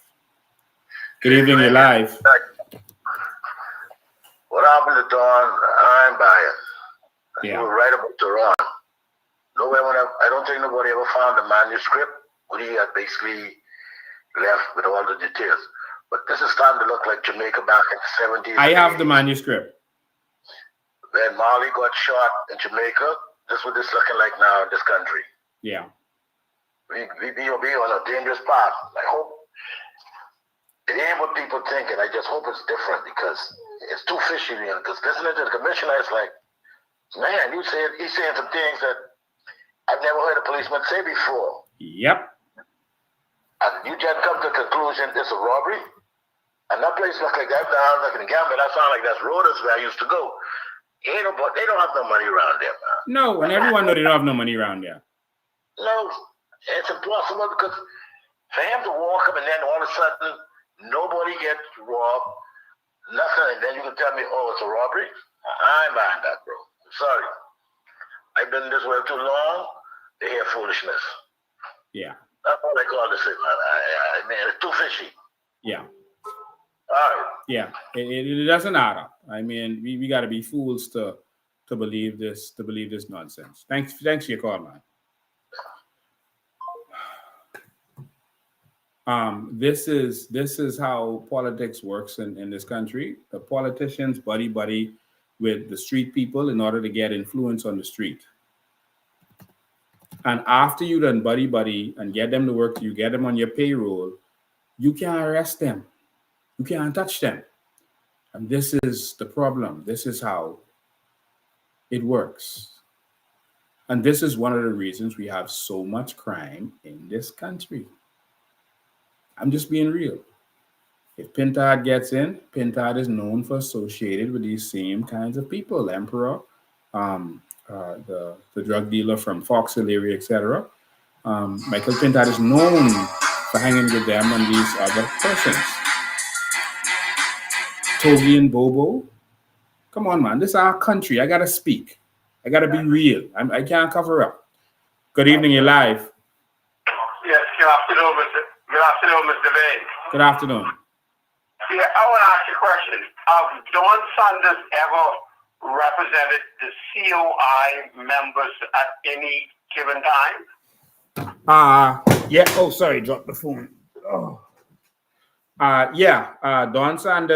Don Saunders actually showed up, and when I did my press statement, I put that in there. Don Saunders showed up when we were arrested on Terracom, when I was kidnapped by the police, and others were arrested falsely on Goodman's Bay. Don Saunders showed up for the hearing to assist right there and then because our lawyer had another case, so he did assist then. Wow! Thank you very much. All right. Yeah, and Don did that even though it was not politically expedient to do at the time. All right, it was a big risk for him to do that. All right. So this is how politics in this country work, and we're not gonna have a solution to crime as long as you have corruption from the top. And this is the problem that we are having right now. We have corruption from the very top in our country. You would have seen recently live, thousands of you, tens of thousands of you watched where police were sent to Aaron's building. Someone had documents for a different building, using it as that building. And all of the police who came before looked at it and said, no, they're seeing this building. But then they called persons in the politicians, I guess, who gave instructions to the police to go there and break the law. All right. When this kind of stuff is happening in our country, I mean, serious. There's a recent situation with police with $90,000 or something like that from a businessman. The businessman basically got robbed, and so basically what they're saying is, let me see if I could, let me see if I could make sense of this. Basically what they're saying is, give me one sec, because I want to make sure I say this properly.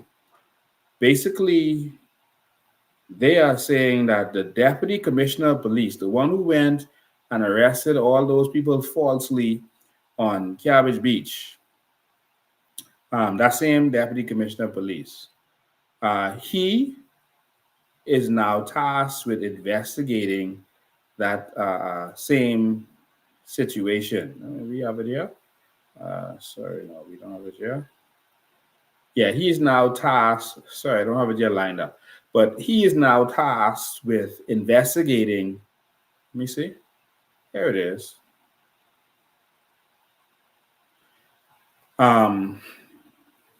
Yeah. So has what it says. All right. Just want you to see that. All right. So an investigation is being launched and spearheaded by Deputy Commissioner of Police Lehman Delaveau and the Complaints and Corruptions Unit regarding an incident where $90,000 was allegedly taken from a businessman. Complaints and Corruption Unit? You mean you lock up and go to court? So the police is now going to investigate this $90,000 incident? Do y'all see? Delaveau, who I call corrupt because he abducted me. It's my opinion of what happened.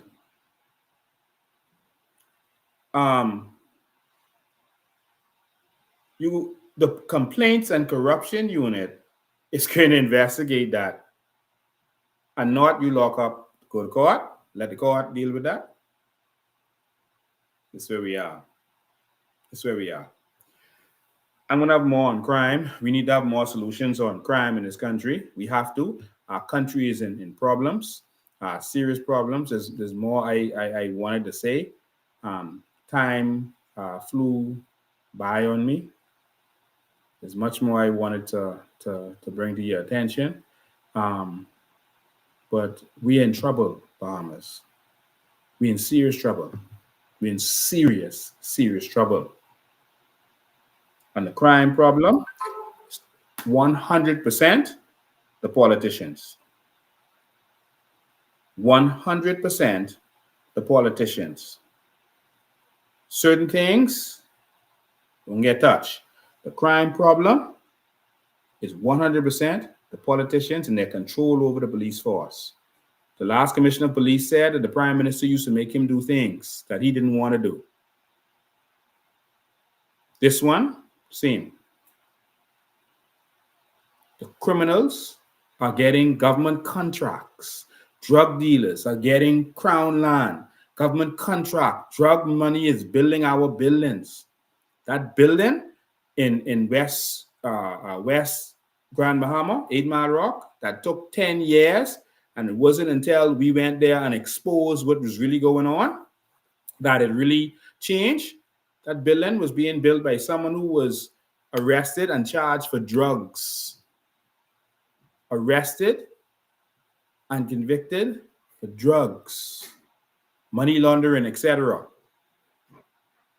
Building our nation right now under this administration. I told you all before election, I said, crime is going to increase. I said, we're going to get flooded by legal immigrants. Immediately after election, we started to get flooded. Immediately crime started to increase, started to go crazy in this country. All right. Everything that I've said is coming to pass. Now, we have a chance for a new Bahamas. Y'all, let's fight for our country. Stand with me. Our convention is coming up. Our party is going to officially be formed. And we are getting ready to take this country back from the corrupt persons who have been failing us. Don't tell me the country been doing good after 50 years when we don't have a hospital, a new hospital. Don't tell me the country doing good when we can't get electricity together. We can't get education together. We can't get crime together. And all of our problems is because of corruption. All of it. We'd have more conversations with this and more on the solutions. The solution to crime is to remove the PLP and the FNM. That's the only solution to crime. Remove the PLP and FNM because the two of them use the criminals to do their bidding. Take this commercial break, and I'll come back and wind this up. And the bass keeps Bahamas! Oh, Bahamas! Do you know what time it is? It's convention time! In this context, there's no disrespect. Convention is here! Convention is here! Convention is here! Convention is here! Everybody, let's get into it. Get stoned, get it started, get it started, get it started. Let's get it started. Let's get it started in here. Let's get it started. Let's get it. That's right. Coalition of Independence National Convention is here. Under the theme, Rise of the New Bahamas, April 13th, 2024. All right, ladies and gentlemen, that is all for the night. There's more I wanted to talk about, but there's a lot more going on. Someone said that the book didn't materialize. I have the book. All right. When Tyrone died, the police, in fact, BK Barnaby was investigating it. He called me, brought me in, and asked me for the book. I gave him a copy of the CD with the book. All right. And so all these politicians know what's in the book. Male politicians, female politicians, et cetera, et cetera. There is an underground war going on that the general public don't know about. And a lot of these criminals are used as minions. And I want to say this to all of the criminal element out there. Stop letting these politicians use you. It's only temporary. It's fading. When you know too much, they're going to get rid of you. They can jail you. Or they're going to make sure you're dead. That's why they let all the killing happen. Because now they don't have to give you what they promised because you're dead. We need a new Bahamas. This one is broken. This isn't working. Stand with us. All right. So convention is next week Saturday. That's April 13th. Nomination is on Saturday. And so if you're a delegate and you want to nominate someone, or you're a delegate and you want to be nominated, that's your day to make sure that you are there. The leader and all positions are available. The leader and deputy leader positions are governmental positions. So you have to be someone who wants to run because you could be the treasurer and not be in government, but you can't be the leader or deputy and not be in government. So those positions you have to have applied or apply for to be a candidate so that we know that you actually are going to be running. So all other positions, anyone can be in those positions. and come and represent. Come and stand with us. Don't just encourage us and tell us keep going. Come stand with us. Come go with us. Come go with me, man. Stand with me. I'm not afraid. There are people calling me every day saying, Lincoln, your life is in danger. Yeah, they've been saying that for years. Lincoln, your life is in danger. Watch out for these people. They're dangerous. You know, they just get rid of people. They just kill people. I believe that this is a move of God, and this is a move whose time has come. Our country is being swept from under us. The foreigners are benefiting from our country, and we are not. We are being pushed out. Our children are being pushed out. Our families are being broken up. Our young men are being killed. Our young men are buying drugs from immigrants, and the drugs are being laced. It's time for a new Bahamas. Let me take this last call before I go. Good evening, you're live. Hello. Good evening, you're live. Hi. Hi. Yeah. So I just wanted to add one nugget to this. I feel like it's a cover up with Don as well, because it could possibly be one of the officers who probably did it. Keep in mind, an officer was caught on a hit. Who knows how many more? And they cover each other. And it just didn't make sense what happened, because I'm thinking with the first story when they said all of the guys ran out, but they realized one person was left behind, and that was Don. Number one, if you make one shot in the air and everybody run, and 5 persons run to the door, I think the gunman would turn to shoot the people who were running away and not the person who was still there, right? Yeah. That's one nugget. Number two, while they were away, they realized that one person wasn't with them. Why didn't you guys, when you got away, start calling for the police immediately? You waited until you returned back to see the body and then call the police? How you know it was safe to even return? It just don't make sense. So that's my nugget there. All right. It's a setup. Thanks for your call. I appreciate it. Dawn had started to frequent that area, to frequent that particular club back of the yard house. I don't know why they call it a club, but he had started to frequent that particular house with the club in the back. And so I guess persons knew that is where he was hanging out. And when you're in this kind of lifestyle, being in the same place all the time could be a mistake. All right. I believe that this is a move of God. This is the time for a new generation, a new set of people. I believe that change is here. I have zero fear. Thank you for all of you who call me and give me the advice on being careful for this and that and the next thing. I have to do what I'm doing so that even if our people are so foolish that they vote for the PLP and FNM again, but maybe some young person sitting next to you watching, maybe that gentleman who called and said his son is next to him watching, maybe your son might have to be the one to remember that there was a man called Lincoln Bain who said that Bahamians are royalty, that the Bahamas can be great,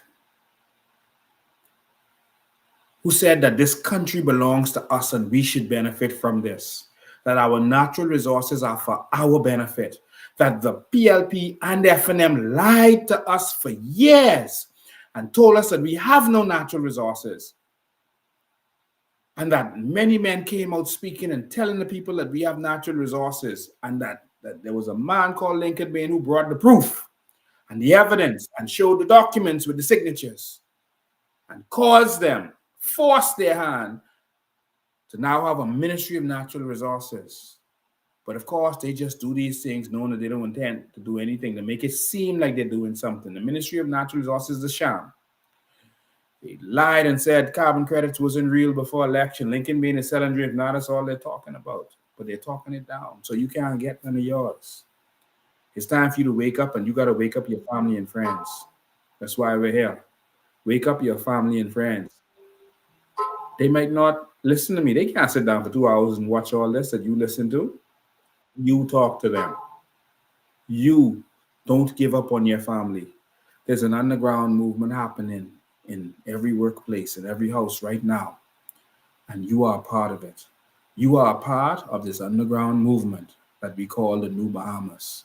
And this New Bahamas is going to spring forward, and the New Bahamas is going to rise like the phoenix. We might be down and out now as a people. They might be beating us down and treating us bad on every job in this country. but we will rise again. We may have a prime minister who's looking out for the other people and not looking out for us, but we will rise again. We may have a deputy prime minister who is getting credit for selling out every piece of property he could to the foreigners. He is selling out this nation to the foreigners and getting credit for it. I don't know what kind of witchcraft this is over the Bahamian people. To see the sale and giveaway of your land for jobs as a good thing. It's not a good thing. They're bragging about 9 million tourists when the tourism in every country has risen. Every single country, in every country, the tourism has risen. That's nothing to brag about. That happened as a result of people being locked down for COVID. Because no one gets credit for that. Jamaica tourism is rising. Mexico, everywhere in the world, even Canada getting more tourists. And so we may be down and out now, but we will rise again. It's time for Bahamians to rise and rise together. I'm calling on all like-minded Bahamians to come together. We ain't looking for the people with the doctorate degrees, They say, oh, you got to bring qualified people. Get a couple MPs with you. There's billions of dollars at stake. They want to keep you down. We can't work with anybody. We need to work with people who will tear up that check like Sir Randall Fox did. They are making offers to our candidates right now. They trying to talk to Veronica McGyver. PLP, come this way. F&M, come this way. They trying to talk to Maria Daxon. They make them offers, They tried to make me offers. And then tell them every time you make me an offer, I get talk it. They made me offer for money and position last year, and I turned it down. They made Charlotte Green offers. They made Kari Ellis offers. During the election, didn't you remember it was in the news? They were offering our candidates $1 million, some 40,000, some 100,000. Of all the candidates to make offers, why you going to F&M and make their candidates offers? Why you going to the PLP and make their candidates offers? Why didn't you go to the DNA? Why you come into the COI and that's the only party who making offers too? One person took an offer and stepped aside. But the rest of us are strong. And we're ready for change. We're going to convention. We're going to rally the troops and then get ready for war. Join us. Join us in this righteous battle to save our nation. We got one election to get this right. After that, we will be outnumbered. Everything I say turns out to be the truth. If we do not win this election, it's over. If the F&M gets in, Pintard is controlled by Fred Smith. That's who's paying his bills. That's who he's working for. With Save the Bays and Louis George and all them. Pintard was a part of that crew. Who you think will run this country if the F&M get back in? They can overrun us. You notice all this breaking down because COI has forced them to do demolitions. At first they were saying, oh, there's no shantytown problem. That ain't no true. That's a lie. There's no immigration problem until we went in the shantytown and did the video. Someone said, Lincoln, stop going to them shantytown for them people to attack you in my country. Well, if someone could attack me in my country and get away with it, we don't deserve to have no country. I got to fight for this. If you ain't want to fight for it, I can fight for this. Come, bring your cutlass, your gun, whatever you got, but this is my country and you cannot have it. But notice, with all the demolition, Luby, Fred Smith, none of them saying nothing. Y'all wake up. Y'all wake up. Because if they keep it with Brave, they continue the invasion of this country. If they swing it to Pintard, it gets even worse. Because now, remember, Luby was traveling with Fred Smith now. to go lie on the country. And all the Pintard them was caught up in that. Don't wake up. If you let FNM get in, you're done. You let PLP get back in, you're done. All of y'all can't leave and go to Canada. And Canada is more expensive and worse than the Bahamas. Don't think that's easy. We got to fix what we got. And this is why we fight. Thank you all for tuning in. Appreciate you. I love you. Only one country we got. If you don't fight for this, you're in trouble. Make sure that each and every one of you don't come by yourself. Bring someone, come to the convention at the Marriott. If you're not a delegate, you can't come to the morning session, but you can come to the evening session. We want everyone to come to the evening session, and let's rally together and fight for this one little nation we got. There's nothing else we got. This nation is ours. Come help us stand up and fight for this. You're not standing for a party. You're standing for your nation. You're standing for your generation. It's time. It's time for Bahamians to rise. Tired of them empowering the foreigner. It's time for Bahamians to rise. Let's rise. Let's rise together. And let's save our nation. God bless you. I do this because I love my country. I do this because I love you as a Bahamian.